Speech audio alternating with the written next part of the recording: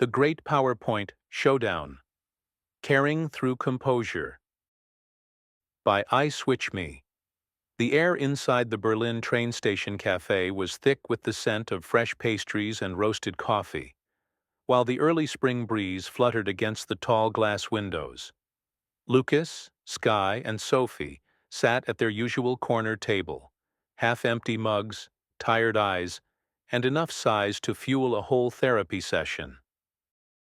Grandma, ever calm, stirred her tea with quiet amusement, watching the stormy energy swirling around her grown-up grandkids. Grandma stirring her tea with a smirk. "Let me guess. Someone stole your slides, took credit, and you didn't flip the table? That's growth." Lucas groaning. "Ugh, how did you know?" Sky laughing, taking a sip of his cappuccino. "Because your face looks like a rejected PowerPoint template, bro." Sophie smirking. "What happened? Did your precious deck get hijacked mid-flight?" "Worse, I made this killer presentation. Clear visuals, tight messaging. I shared it in advance with my colleague Max, just to align. But guess who strutted into the boardroom, plugged in the laptop, and acted like the whole thing was his?" Sky eyes wide. No way. "And you didn't say anything?" "Nope. Just nodded, stayed composed. Didn't want to make a scene. But now I feel invisible. You should have called him out, with charts and receipts." Grandma smiling knowingly. "Ah, that reminds me of the Great PowerPoint Showdown of 2012. You had showdowns, Grandma?" Grandma grinning plenty. "This one was legendary. Two execs in our department, Linda and Razak, were both eyeing a huge pitch. They were supposed to collaborate. But Razak's idea of teamwork was, well, imagine someone baking a cake and another person just showing up to slice it." Sophie chuckling. "Sounds familiar." "Exactly. Linda did all the groundwork. Research, slide design, insights. On pitch day, Razak stood tall, flashed that overconfident grin, and walked the client through Linda's deck like it was his masterpiece. Lucas rolling his eyes. Classic. Everyone braced for Linda to snap, but she didn't. She smiled, nodded like she was part of the plan, and waited. Then came the client's curveball, a question that wasn't on any slide. Razak fumbled. And Linda? She calmly leaned forward, answered with clarity, added depth, no ego, no shade. Sky impressed. She let her work do the talking.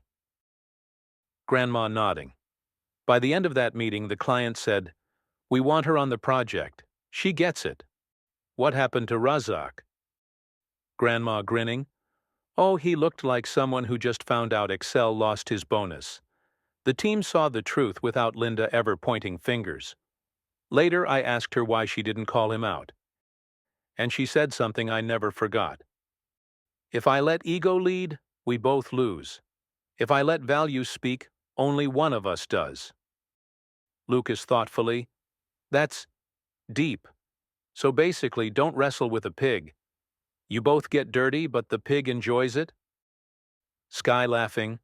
"In our case, don't duel with a deck thief." Grandma smiling.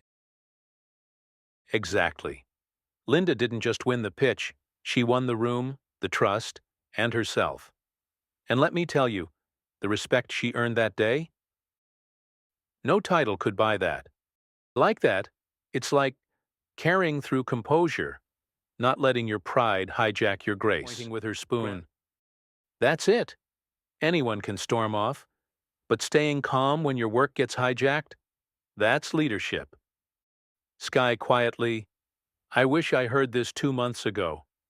I flipped out during a meeting when someone took credit for my analysis. I thought I was defending myself, but I lost credibility instead." Grandma gently. "It happens, Sky. But now you know.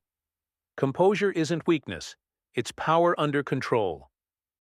Lucas smiling. "So, next time Max starts a solo concert with my slides, I just sit there with popcorn?" Sit there with poise, and when the spotlight shifts, because it always does, speak with value, not venom. Honestly, it's the long game, isn't it? Grandma nodding every time, because how you respond when wronged, that's what people remember most. They all sip their drinks in thoughtful silence. The station hums with life around them, but at this table there's a pause, a warm spring moment of clarity. Ready for a switch? Because I balance humility over ego, I earn trust that titles can't buy.